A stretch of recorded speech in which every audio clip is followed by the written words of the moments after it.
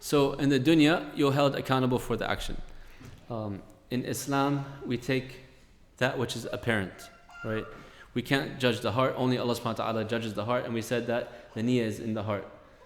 So we can only judge with the outwardly, and we apply the ahkam according to the outward actions, right? So if somebody, like we mentioned the instance, if somebody killed somebody with a car and they had no intention to kill that person, it was a complete accident, they still had to pay the blood money because there is a rule connected to that. And we can't delve into the intentions, but that's the rule, right? Also, for example, the young child who has zakat due upon his wealth, even though he doesn't have the intention or the responsibility yet, his caretakers will pay up on his behalf because there's a responsibility with the wealth itself. Okay, and then we got into the hijrah. We said that there's 3 types of hijrah: hijratul makan, hijratul amal, and hijratul amil. So the hijrah of the place, the hijrah of the one, the hijrah of the action, and the hijrah of the one doing an act or the person. We covered the first one, hijratul makan. We said there was about 6 types. Can anybody mention them? The first one is migration from the non-Muslim land to the Muslim land, right? من بلد الكفر إلى بلد الإسلام. The second one, migration from a non-Muslim country or land to a Muslim land. من بلد الكفر إلى بلد الإسلام. Number 2,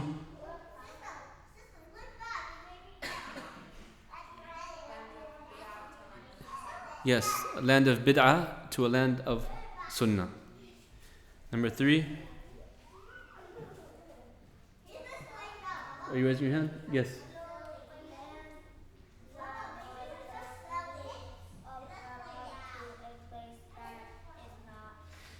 Yes, a land dominated by haram to a place that is less sinful, right, or more righteous.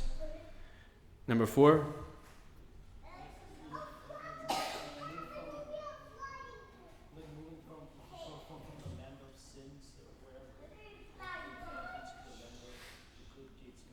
so yeah, we mentioned that one. Yes, we mentioned that one, from land of sin to land of righteousness, or better, less sin. Yes. And the 4th one?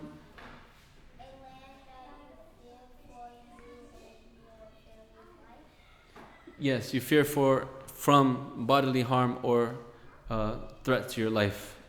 So you make hijrah to a place where it is safer to worship Allah subhanahu wa ta'ala. And then 5, there's fear of bodily sickness or disease. This is like the instance of, in Medina, some of the companions were sick, and the Prophet ﷺ gave permission to live on the outskirts of Islam, of Medina, because they weren't accustomed to that habitat and was causing them to be sick. Like if you have severe allergies at a certain location, you can move to like another location, for example, to make it easier on yourself. This is not applied when it's a plague. So if there's a plague, like a contagious disease that can cause harm to others, the Prophet ﷺ told us if you are in that area, you should not leave it, and if you are outside that area, you should not go into it. Play in the 6th one. Anybody remember? Okay, mashallah, you're on a roll.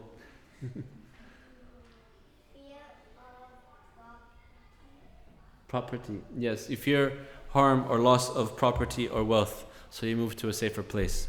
If like people are going to unjustly confiscate your land or your house or take away your wealth or rob you, you move to a place where your property is protected. Those are hijratul makan, the leaving of the places.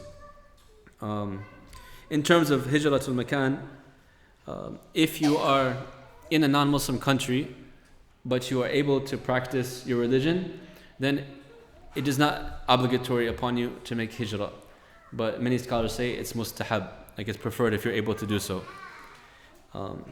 If you are in a country or a place where you cannot practice your religion whatsoever, then most scholars say it becomes obligatory, wajib upon you to make hijrah. And these are for people who are already in a non-Muslim land. Like you were either born there or your parents brought you when you were very young, etc. Right? You have these rulings.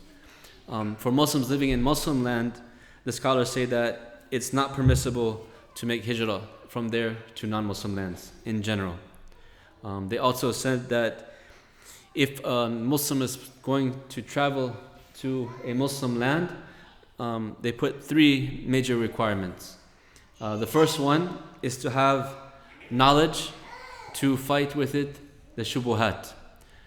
So enough knowledge of your deen to protect yourself from the doubtful matters in religion, in creed, in disbelief, in shirk. People trying to sway you away from your iman. Right? Number 2, so first one ilm. Number 2, deen. Deen to fight shahawat, to abstain from the lower desires. You have enough taqwa, enough deen that you're not going to follow into the vices of that non-Muslim country. People who have weakness, or they know there's a lot of people that come to non-Muslim countries and they were living in a strict environment before, and when they come, they can't take the freedom and the openness, and they fall into major sins. Na'udhu billah. So a person should have a strong enough deen to protect himself from the shahawat of that country. And number 3, there should be a legitimate need to go to the non-Muslim country. The scholars mention, for example, medical treatment, if it's not available in their country, or certain knowledges in the universities are not available in their country to go and learn that knowledge is beneficial for the ummah. Business reasons, sometimes there's international trade and development, they can go to do that. Dawah, of course, that's one of the legitimate reasons to go and give dawah to the non-Muslims and tell them about Islam. Those are some of the permissible reasons. What about tourism, like going to make tourism? Like I said, this applies to people who are born or raised or coming from Muslim lands. No? Why not? Yeah.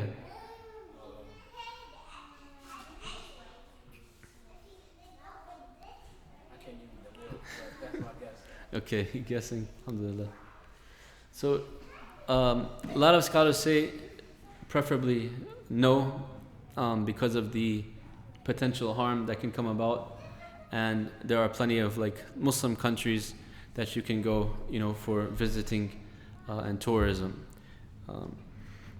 Like I said, it's maybe a disputed matter. Some people say that if there's to increase your iman and to go see certain sites, etc., then it's okay. Other scholars with a stricter interpretation say no. There's the mafsada, is the evil or the wrong or the harm is greater than the good that will come about of it. So you should limit yourself to the Muslim lands. Wallahu a'lam. So all that basically was hijratu al-makan, leaving or dealing with the migration of the place. The second one is hijratu al-a'mal, or the migration of action. And this comes from the hadith of the Prophet ﷺ. Al-Muslim man sallam al-muslimuna min lisanihi wa yadihi, wal-muhajir min hajra man naha Allahu an.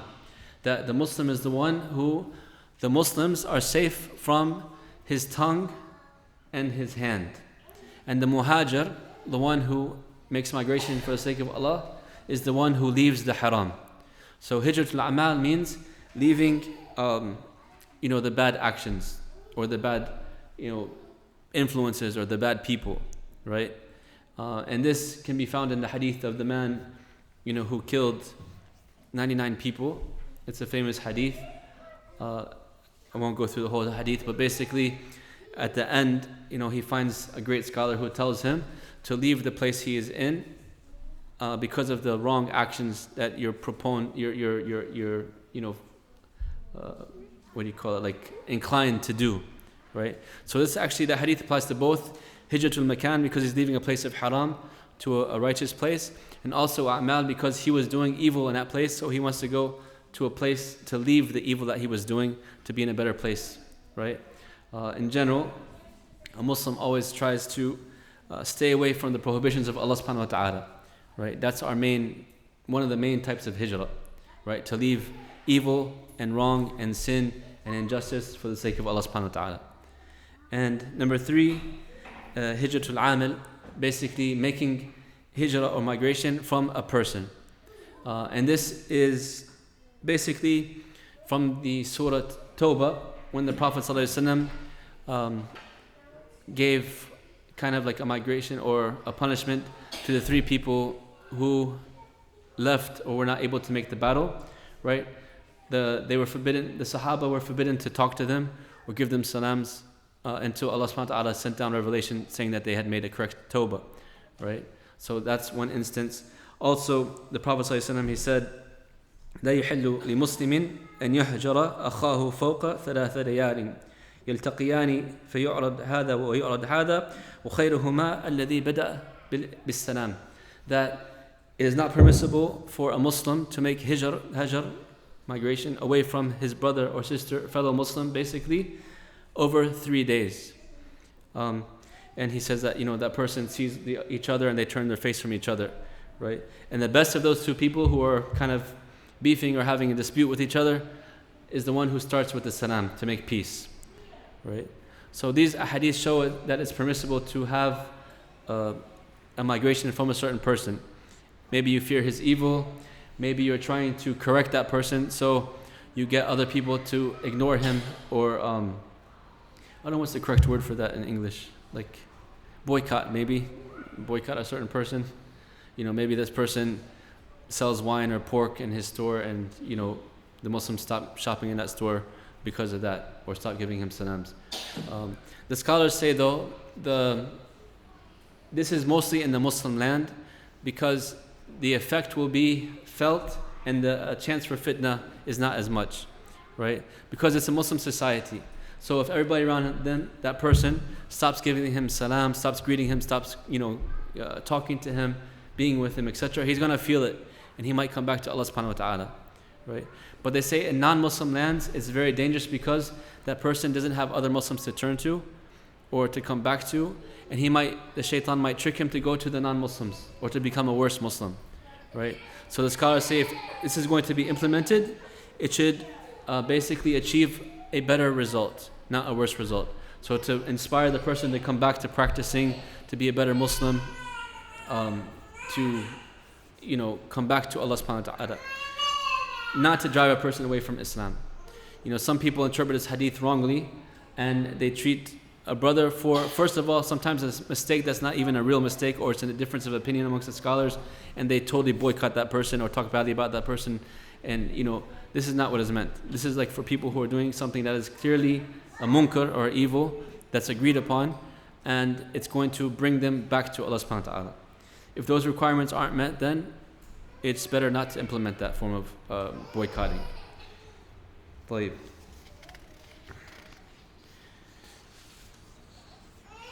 لِدُنْيَا يُصِيبُهَا. The word dunya, so that's basically the review of what we've taken, and then also we added the other parts of the hijrah.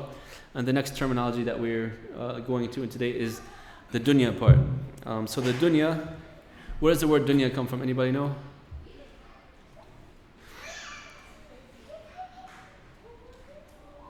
No? What is the word dunya? What is it meaning? What does it come from? Dain? No. Da, noon, ya, dunya. Dain is da, ya, noon. What does it mean in English first, dunya? So linguistically, yeah. So in the regular translation, it's like worldly, right? Dunya is the world. But linguistically, one of the meanings is from ad-dana, which means lower, to be lowly, right? And the other one, some say adana, to be close. Because close, we see the dunya, it's apparent to us, we desire it, we love it because it's right in front of our faces, right? But really, it's the akhirah that's the real thing. This is just a mirage. This is something that we're being fooled with, right? So even though it's close, it's not really close. It's something that's going to be disappearing. It's running away from you. Literally every second it's running away from you, right? And you're not going to really fully understand it until you go into the grave and find out that it's not the place for the abode, right? And then Dana, being lowered, because it's something like the Prophet ﷺ said one time when he was walking with his companions and they saw a dead carcass, right? A sheep or a goat that was dead. It was deformed and it was rotting. And the Prophet ﷺ said, "Who will buy this from me?" And the Sahaba, radiallahu anhum, they said, "Ya Rasulullah, even if it was alive, we wouldn't buy it from you because it's deformed. It's not worth anything, basically, right? Let alone now it's rotting and dead and disgusting." So the Prophet ﷺ, he said, the dunya in the sight of Allah is worse than this rotting carcass, right? In another narration, it's less than the wing of a mosquito. That's the reality of the dunya. It's something lower. And also scholars, they say that when a person is attached to the dunya, they become lowered themselves as well. Allah disgraces them. They become base. They become clinging to something that is not pleasing to Allah subhanahu wa ta'ala, right? I've mentioned before that in terms of the creation, there are three major types of creation, like in terms of taklif and shahawat, right? When it comes to responsibilities and desires. The first is the angels. They have taklif, but they don't have shahawat.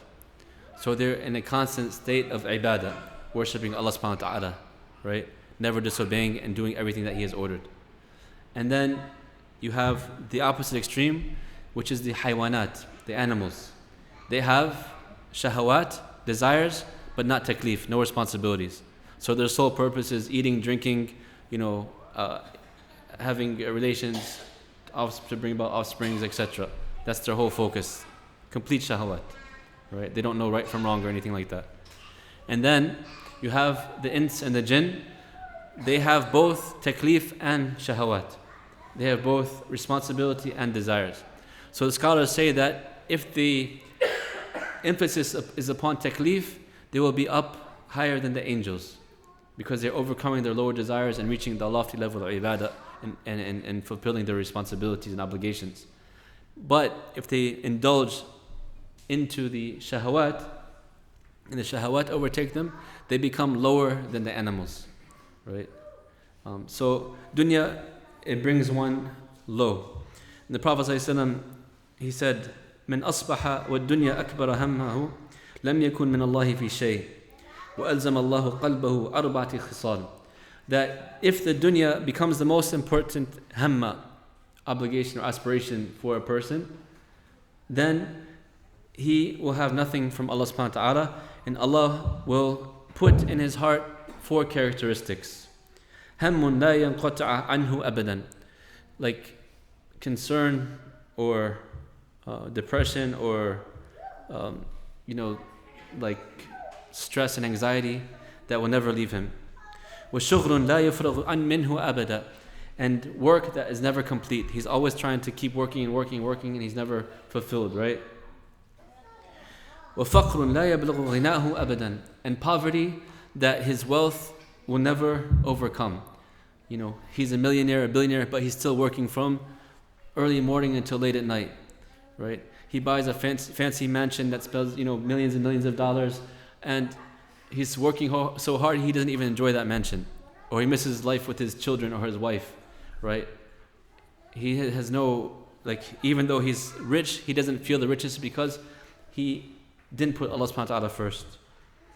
وَأَمْنٌ لَا يَبْلُغُ مُنْتَهَاهُ أَبَدًا, and he has these false hopes and desires that he will never really achieve. If he gets something, he always wants more. He's never satisfied. And then the Prophet ﷺ said, وَمَنْ جَمَّعَ هَمُّهُ عَلَى الْآخِرَةِ فَإِنَّ اللَّهَ يَكْفِيهِ هَمَّ الدُّنْيَا وَالْآخِرَةِ مَعًا. That whoever puts his his aspirations, his desire, his goals for the akhirah, Allah subhanahu wa ta'ala will give him the akhirah, the next life, the Jannah and Firdaus and everything of the dunya that he really needs or wants. So always put Allah subhanahu wa ta'ala first, not the dunya.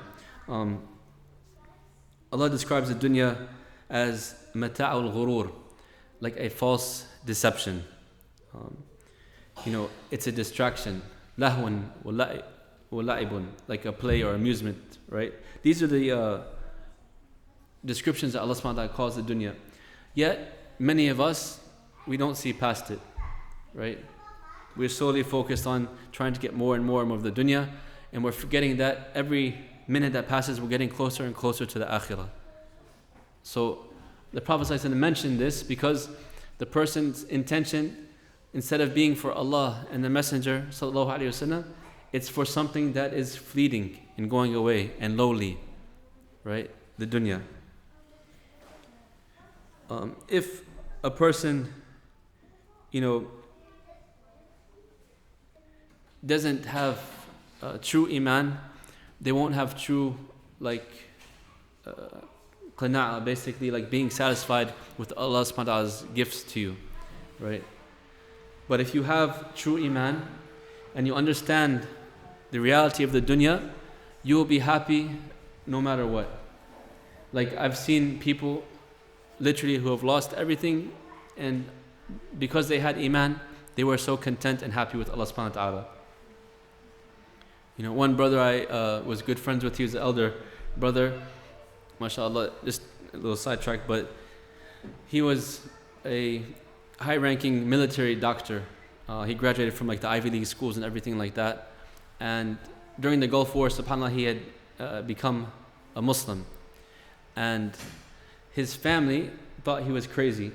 So his wife and his children, they wanted to get divorced. And his own parents sided with the wife and the children. And in the courts, they took everything from him. He had a very nice house, car, paintings, all this stuff. They said, the court took everything from him just because he was a Muslim. It was dhulm. His children, was given full custody to the wife. They tried to paint him out as crazy, even though he was a scholar and a renowned surgeon, basically, right? But he told me, subhanAllah, then he had to move into a small apartment with a Egyptian brother that was barely enough for one person, but he said he felt so content and happy because he had iman. It's a longer story, it's a really beautiful story, but the point is, mashallah, because he had iman, the worldly stuff didn't bother, the loss of the worldly stuff didn't bother him. And then you find others who have millions, maybe even more sometimes, and they lose a small amount. Even though they have so much more, they're so depressed and so angry and so, overtaken by stress that some of them even get heart attacks or strokes or something like that. And that's the difference between love of the dunya and love of Allah subhanahu wa ta'ala. So the dunya yusibaha, trying to achieve a worldly gain. O imra'atin yankihuha. Specifically, this was mentioned as well because the attraction to the opposite sex is also one of the major distractions or pulling one from the obedience to Allah subhanahu wa ta'ala to sinfulness. And even if it was halal like marriage, a person is leaving such a lofty goal of making hijrah and migration for the sake of Allah subhanahu wa ta'ala just to do it for some desires of marriage, right? If, for example, he had made the migration for Allah and the Prophet ﷺ, and then afterwards his intention was to get married, alhamdulillah, he gets the best of both worlds. But because he forgot about the sake of Allah and focused on the marriage aspect or the dunyawi aspect, then he only gets what he has intended, right? And Allah subhanahu wa ta'ala tells us, this is part of our nature that we have to be aware of, زُينَ لِلنَّاسِ حُبُّ الشَّهَوَاتِ مِنَ النِّسَاءِ وَالْبَنِينَ وَالْقَنَاطِيرِ الْمُقَنْطَرَةِ من الذهب والفضة والخيل المسومة والأنعام والحرث ذلك متاع الحياة الدنيا والله عنده حسن المآب. So beautified for the people is the love of that which they desire. And the first thing Allah has mentioned is women, indicating to us the love of the opposite sex for normal people. Alhamdulillah. Nowadays we have other issues that we're dealing with, wallahu musta'an, but in general, the desired loves for the opposite sex, and having children, and gold and silver, meaning wealth, desires of wealth, and horses and cattle and land, right? This is, Allah says, the enjoyment of worldly life, but what Allah has with him is the best, right? And the best return is to Allah subhanahu wa ta'ala. So Allah is telling us, these are the desires, be aware of them, right? Don't let them distract you from what is the most important. They are all here to test us. This is basically the summary of the hadith. Intentions, some of the main points to take away, inshallah, before we finish, is that all the intentions are in the heart. So we can only judge based upon the outward appearances, as we mentioned. Allah will be the final judge of your intention or the person's intention, right? So be very careful to judge what's in the heart of people or to label people, especially calling them disbelievers or hypocrites, etc. If they outwardly show Islam and the etiquette of a Muslim, label them as a Muslim, right? Because the Prophet ﷺ said that if you call your brother a disbeliever, it will go back to one of you, right? And some scholars say that the hypocrite or munafiq is the same thing as well. So be careful about labeling people. Number two, for any deed to be accepted, you need two requirements. Having a sincere intention for the sake of Allah subhanahu wa ta'ala, and it should be in accordance to the Sharia, or following the ways of the Prophet Muhammad sallallahu alaihi wasallam. If one of those requirements are missing, the action is not accepted. Number three, as we mentioned also, the actions in general, all of them vary and are distinguished by niyyah, by intention. So the fard from the nafil, the obligatory from the voluntary deed, right? How much you gave for the sake of Allah with what you had. So say for example, a person only had $1 and he gave it in charity. Another person had $1 million and he gave 500. That $1 was harder test for that person. He might have, because of his intention, a higher reward from Allah subhanahu wa ta'ala, right? And finally, in trying to do any act, like try to make it a habit of reminding yourself of your intention. Like, why am I doing this act? Who am I doing this act for? Right? The more we get used to reminding ourselves of intention, the more our ibadah and worship will be better with Allah subhanahu wa ta'ala, right? And you start turning your worldly deeds, habits, into ibadah. So when you go to sleep, you make your dua before sleeping. That Allah subhanahu wa ta'ala, if you were to pass away, He takes your soul. If you was, that you recite certain ayat. And you want the intention to get up to pray Qiyam al-Layl. So I'm getting enough sleep, inshallah, so I can wake up and pray the night prayer to Allah subhanahu wa ta'ala, right? When I eat, I'm eating so I can get strong and healthy. I remember this is my bounty. This is the bounty from my Lord, Allah subhanahu wa ta'ala, His gift to me, this food that I would not have if it was not from Allah subhanahu wa ta'ala's mercy upon me. And I'm eating it, inshallah, to get stronger, to worship Allah subhanahu wa ta'ala, to be a better Muslim. Or I abstain from such and such food for the sake of Allah subhanahu wa ta'ala, right? I play sports or work out or exercise because I want to be fit so I can worship Allah better. All these acts that are worldly acts become ibadah and you get ajr for them, right? The Prophet ﷺ, he said that في بضع أحدكم صدقة. When a person has relations with his spouse, or a woman has relations with her spouse, it's a sadaqah. Even though it's one of the greatest pleasures of the world, but you're getting reward for it if you do it with the right intention. And the Prophet ﷺ explained to the Sahaba, if they did it in haram, they would get punished for it. Likewise, if they're doing it in halal, they're going to get rewarded for it. Look at the mercy of Allah subhanahu wa ta'ala, right? But even in that act, we have the proper intention. And we make the dua beforehand, right? So the more you have Allah in your life, you'll find that your life has more barakah in it, right? And you'll find you have more purpose in it. And you'll find you waste less time. And you'll find that, inshallah, you'll know that you're not just, waking up in the morning and then rushing through the day and then finding that the day is over and I haven't accomplished anything, because you're doing things with purpose, right? And you're asking yourself and you're challenging yourself, is this for the sake of Allah subhanahu wa ta'ala? Why am I doing this? Is this beneficial?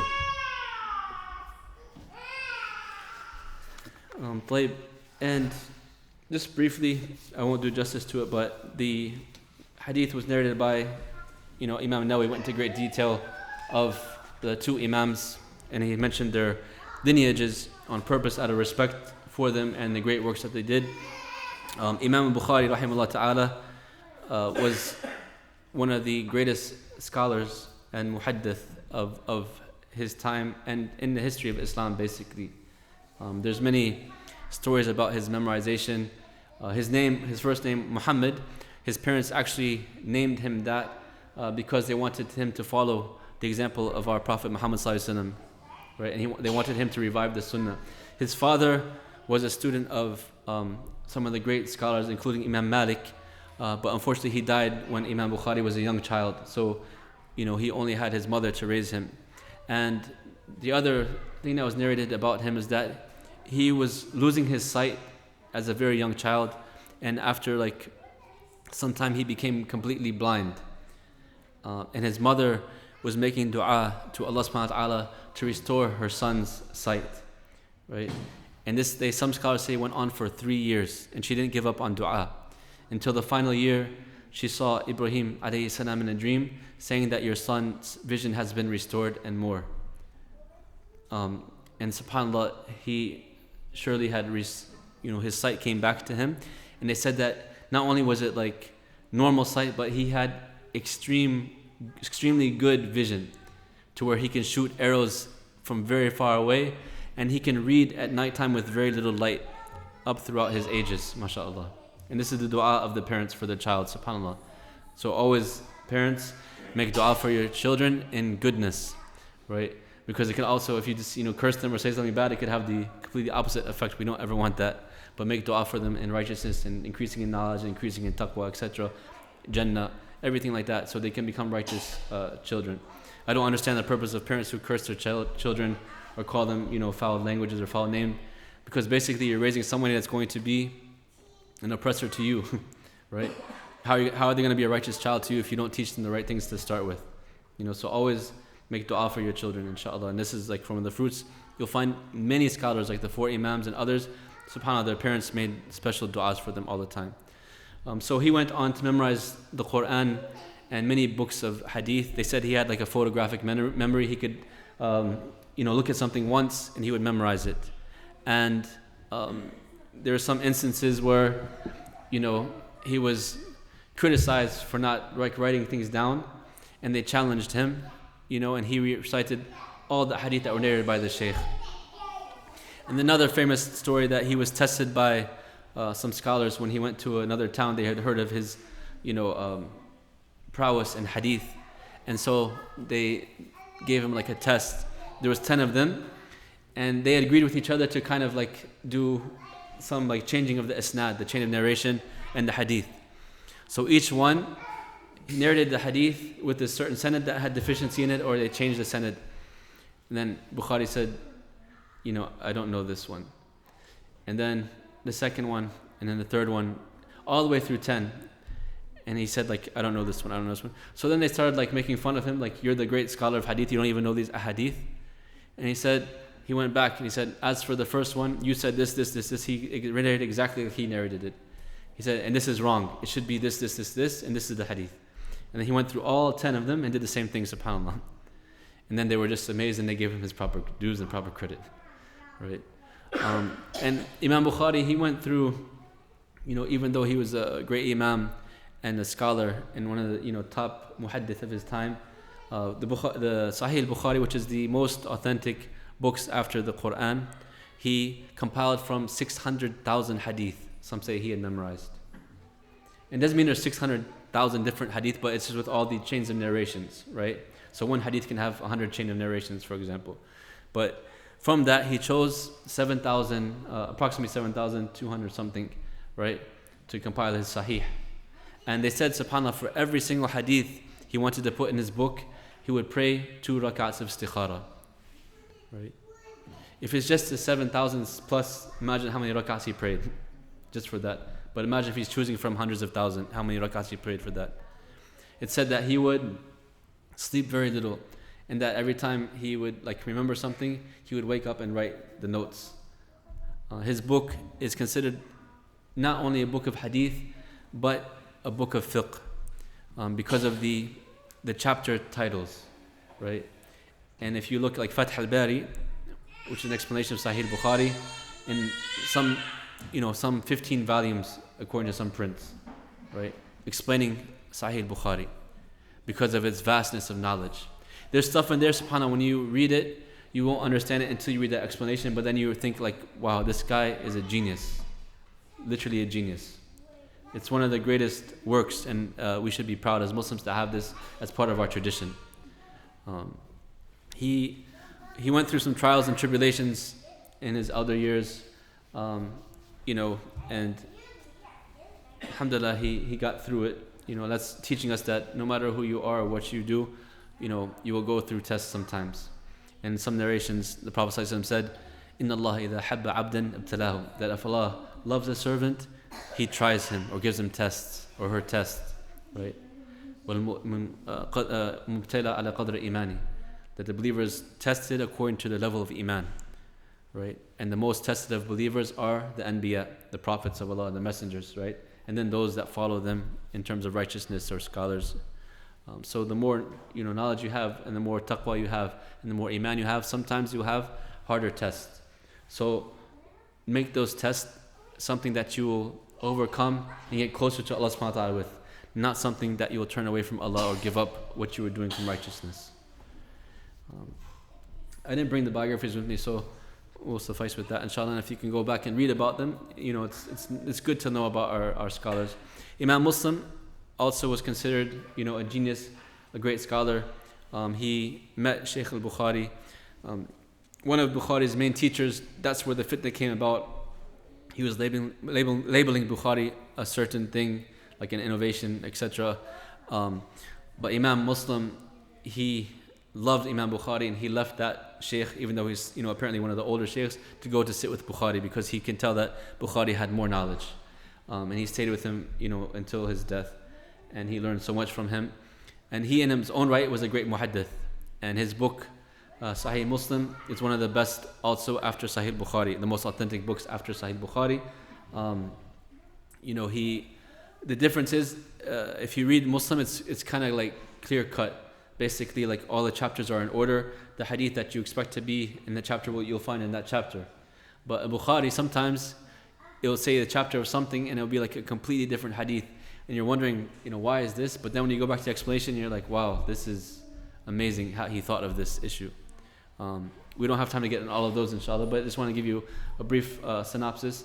And so when he says Bukhari and Muslim, that's called muttafaqun alayh, agreed upon, and that's the highest level of hadith, right? So if Bukhari and Muslim both agree upon a certain hadith, that's the highest level. After that, it's Bukhari. After that, it's Muslim by himself. After that, it's a dispute amongst the scholars. Some say Nasa'i, some say Tirmidhi, right? And then Abu Dawood, and then Ibn Majah. Those are the Kutub al-Sitta, right? The 6 books of hadith that contain most of the hadith of the Prophet ﷺ. The weakest of them is Ibn Majah. Some that's not included in Kutub Sitta because there's lots of statements of the Sahaba and fatwa and speech of Imam Malik. It's called the Muwatta. That's also one of the most authentic books actually in hadith if you go back to it. And there's many good explanations of that too. But we'll try to do like a little synopsis sometimes of the narrator and the Rawi, or the one who is narrating the hadith, inshallah, from the companion of the Prophet ﷺ and the one whose book it was passed by on. So if you have any questions now, we'll stop and open the door for questions or comments or suggestions, inshallah. Yes? Question about the hijrah. What happened if a person comes from a Muslim country to a non-Muslim country, and the niyyah is for dunya? So can this person change his niyyah after coming from? Yeah, that's a good question. So he says, what about a Muslim who had the intention to come to a non-Muslim country, from a Muslim country, for the dunya purposes, completely dunya purposes? Can he or she change their intention? Yes, So they can go back if they're able to do so, or if they're unable to do so, they change their intention that they're going to be here for a certain purpose and try to fulfill that purpose and get closer to Allah subhanahu wa ta'ala. If they had gone to a place where they're not able to practice their deen, then definitely they should migrate to another place that they're able to practice their deen. Exactly. Yes?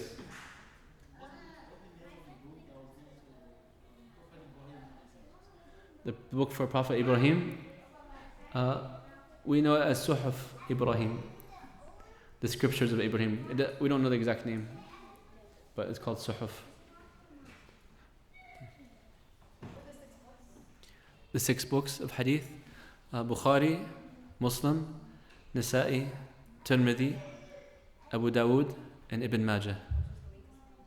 Ibn Majah is considered the weakest of the 6. And there's like, alhamdulillah, modern tahqiq, like what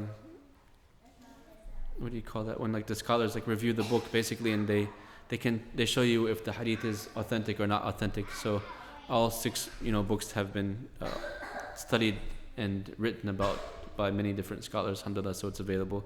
Like I said, in general, Bukhari and Muslim together, there's a book called Lu'lu' al-Marjan. So if you want to just read only the hadith that are agreed upon by Bukhari and Muslim, you can go to that book, the Pearls and the Coral, basically. It's a beautiful book compilation. The Imam, he took together all the hadith that agreed upon by Bukhari and Muslim. And then, if you want to read after that, Sahih Bukhari, then Sahih Muslim. And it's not hard, inshallah. Like I know it sounds like a lot, like the Kutub Sitta, but if you put some time into it and you make like a regular schedule, you can do it. It's not as hard as people think it is. Like just having a certain time every day, but being consistent with that time. Like you set a certain time for your reading for Qur'an and a certain time for reading for hadith, for example, and you'll be able to go through it. Yes, brother. In the hadith of the verse where 2 people are fighting, one killed the other. Yes. Or they're both attempting to kill each other. Yes. So he's asking about the hadith that shows that sometimes you can be taken into account because of your intention. Al-qatilu al-maqtul fi an-nar. The killer and the one who was killed are in the hellfire. And the companions asked, we know why the killer is in the hellfire, but why is the one that was killed in the hellfire? And the Prophet ﷺ said, كَانَ حَرِيسٌ عَلَى قَتْلِ أَخِي. He was keen on killing his brother. So because of his evil intention, he is also punished for as if he did the actual sin.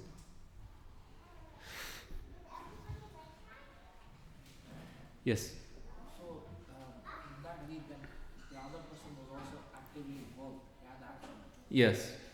He was just more than intentional. Yeah, but he didn't fulfill his complete intention. But if he had lived or he had tried, he would have killed the other person. So that's why he's being punished as a murderer, even though he didn't commit the murder.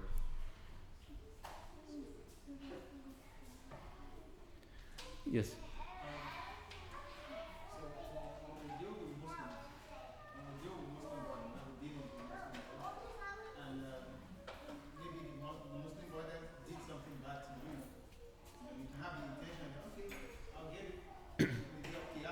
Yes. So can we have that same idea, that same mentality with non-Muslims? Yeah. So he's saying like if you have a problem with another Muslim and they had did injustice to you, excuse me, and you say like, khalas, I'll leave it for Allah to take care of Yawm al-Qiyamah. Like I'll get my rights on the Day of Judgment. I'm going to sacrifice it. For now, I'm not going to go after, like let him take advantage of me or whatever. I'll get my rights on Yawm al-Qiyamah. Can you do that to a non-Muslim too? Yes.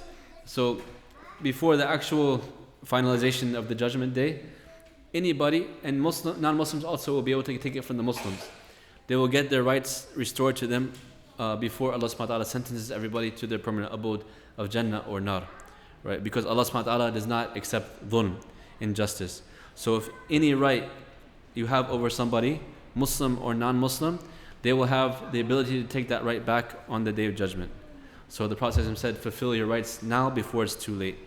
Right? Don't leave it for that time. Yes. Well, non-Muslim doesn't have anything to give, not any good deeds, no salah, nothing, so just Yeah. Allahu A'lam. But they will have maybe you slap one on the I don't know, astaghfirullah. I mean, I don't know, there's some type of like Allah subhanahu wa ta'ala, it's ilm al-ghayb, we can't say for sure, only Allah knows, but there will be some type of like fulfilling that my right was met basically in the hereafter. Right. And then beyond that, like the people of Jannah were able to look at the people of the hellfire and you could see them from the Jannah. So that's also like adding to your basically getting your justice.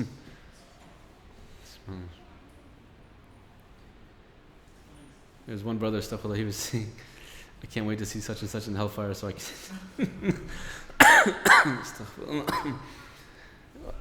excuse me. So alhamdulillah, this hadith we did more like a wider explanation because it's such an important hadith. In general, we'll do like a little bit, shorter explanations to get through the chapters, inshallah. But every time we get to a major hadith, we'll probably spend a little bit more time on it. Do you guys want to include the biographies and stuff as well? Are we going along, or? Yep. Yes? Okay, inshallah. We'll try to do like a little biographies each time. Khalas, so next week we'll start with Hadith Aisha radiyallahu anha, and continue on with the chapter. So if you have Riyad-us-Saliheen, you read the next couple of hadith, inshallah, and we'll go forward next Friday, bi'idhnillah. طيب سبحانك اللهم وبحمدك أشهد أن لا إله إلا أنت أستغفرك وأتوب إليك. السلام عليكم ورحمة الله.